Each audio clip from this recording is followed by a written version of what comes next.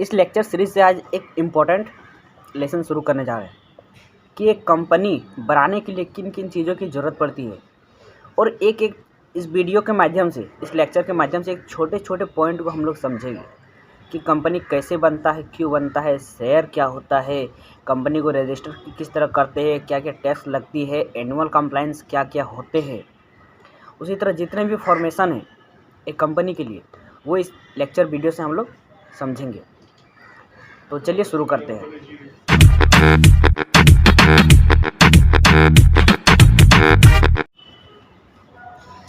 देखिए, कंपनी की तरफ से बहुत सारे प्रकार होते हैं, लेकिन यहाँ मुख्य तौर पर दो प्रकार की कंपनी की बात करेंगे।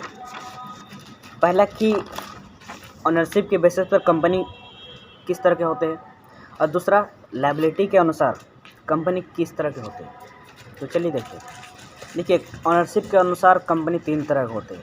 पहला प्राइवेट लिमिटेड कंपनी, दूसरा पब्लिक लिमिटेड कंपनी, और तीसरा ओपीसी यानी 1% कंपनी।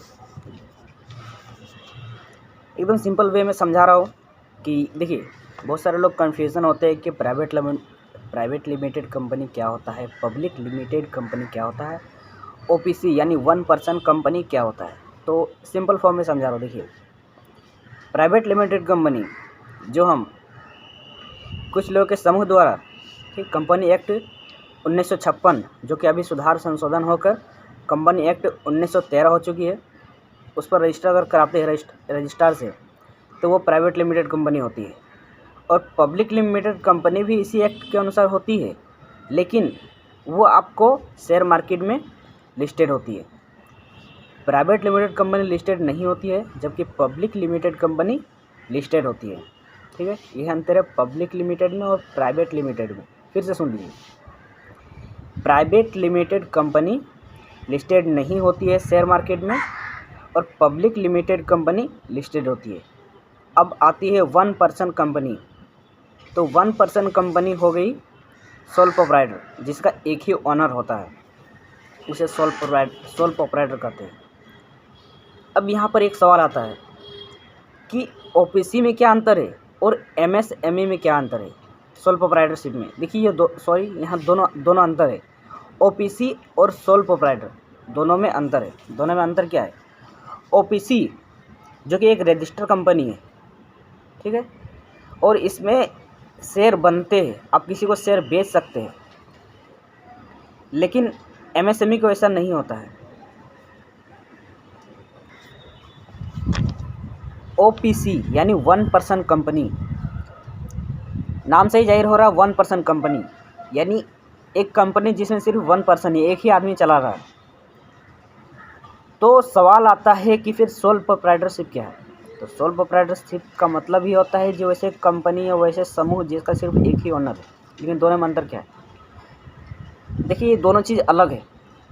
ओपीसी को आपको रजिस्टर करना होता है, लेकिन सोल प्रोप्राइटर को रजिस्टर करना नहीं होता है। ओबीसी में आपको एनुअल कंप्लायंस होते हैं, जितने भी प्राइवेट लिमिटेड कंपनी में एनुअल कंप्लायंस है वो आपको मैंडेटरी है फुलफ़िल करना। लेकिन सोल प्रोप्राइटरशिप के लिए ऐसा नहीं है। तो दोनों में कन्फ्यूज़न दूर हो गई।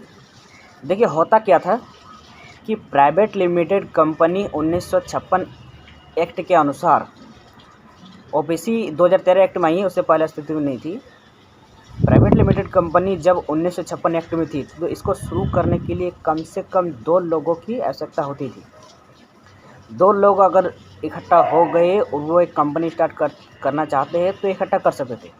तो खामियां ये हो गई थी कि क्या वजह, एक ही पर्सन कंपनी स्टार्ट करना चाहता है तो उसने अपने वाइफ को खड़ा कर दिया या अपने फादर को खड़ा कर दिया और उसने एक प्राइवेट लिमिटेड कंपनी रजिस्टर करवा ली। इसमें होता क्या था, जब लायबिलिटी की जिम्मेदारी आती थी तो वो एक पर्सन पर ही आ जाती थी। तो इस तरह बहुत सारी समस्या होती थी। तो सरकार ने डिसाइड की, जब इस तरह की खामी हो रही है तो किए ना 1% कंपनी स्टार्ट की जाए, जिससे लोगों को सुविधा होगी और इससे पता चलेगा हाँ, ये कंपनी का 2 ओनर नहीं, सिर्फ एक ही ओनर है। तो इसलिए ओपीसी को अस्तित्व में लाया गया। उसके बाद आते हैं लायबिलिटी के अनुसार। लायबिलिटी के अनुसार 3 तरह के होते हैं। एक लिमिटेड बाय शेयर, उसके बाद लिमिटेड बाय गारंटी और अनलिमिटेड लायबिलिटी। अब समझिए क्या है सर।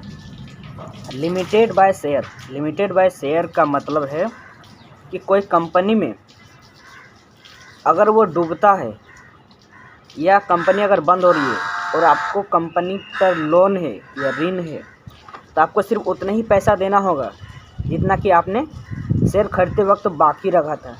मान लीजिए आपने 1000 शेयर खरीदे 10 रुपये के हिसाब से, तो 10,000 रुपये बन रहे और उस वक्त आपने 7 रुपये पर शेयर के हिसाब से पे किए थे 7,000, तो आपको कंपनी पर सिर्फ 3,000 ही बाकी है, तो आपको सिर्फ 3,000 ही देना होगा, ना कि जितना अगर वो बोल रहा है उतना देना होगा। नहीं, आपको सिर्फ 10,000 का आपने शेयर खरीदे थे, आपने 7 रुपये पर शेयर के हिसाब से 1,000 शेयर के कीमत 7,000 चुकाए थे, अब सिर्फ 3,000 ही बाकी है, तो आपको वो 3,000 ही देना होगा, इससे ज़्यादा नहीं देना होगा।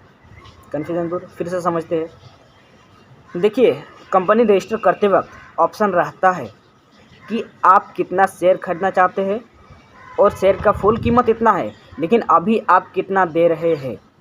ठीक है, मान लीजिए कोई शेयर की कीमत 10 रुपया है और अभी आपने कहा कि नहीं, मैं अभी 7 रुपया देता हूँ एक शेयर का, बाद में एक शेयर का जो 3 रुपया है वो मैं बाद में दे दूँगा। तो उस तरह मान लीजिए आप जितने भी शेयर, मान लीजिए 10 शेयर खरीदे, तो 7 रुपये का 10 शेयर का हो गया 70 रुपये।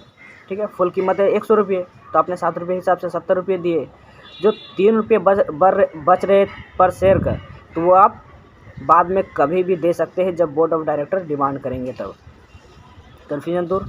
उसके बाद आता है लिमिटेड बाय गारंटी।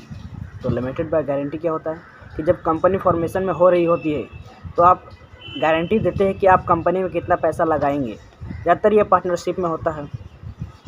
जैसे होगा कि मैं कंपनी में 1 लाख रुपया लगाने के लिए तैयार हूँ, अभी 50,000 रुपया लो, 50,000 रुपया बाद में दे दूँगा। ऐसा होता किस लिए है कि जब कंपनी शुरू होती है तो ज़रूरी नहीं कि एक ही पैसा डायरेक्ट लगा दिया जाता है, बहुत सारे पैसे का इस्तेमाल बाद में होता है। तो इसीलिए इस तरह पैसे को तोड़ कर लगाया जाता है कंपनी में। उसके बाद होता है अनलिमिटेड लायबिलिटी।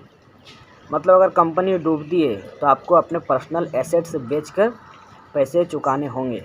अनलिमिटेड लायबिलिटी ज़्यादातर होती है ओपीसी में, सोल प्रोप्राइटरशिप में, क्योंकि उसका तो एक ही ओनर है। अगर कंपनी पर डूबती है तो उसको अपने तो जितने भी एसेट्स है उसी से बेचकर लोन वगैरह उसको चुकता करना होगा। तो यहाँ से कंफ्यूजन दूर हो गई कि ओनरशिप क्या है।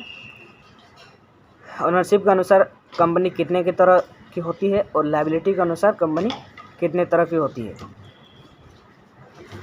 अब चलते हैं दूसरे चैप्टर की ओर।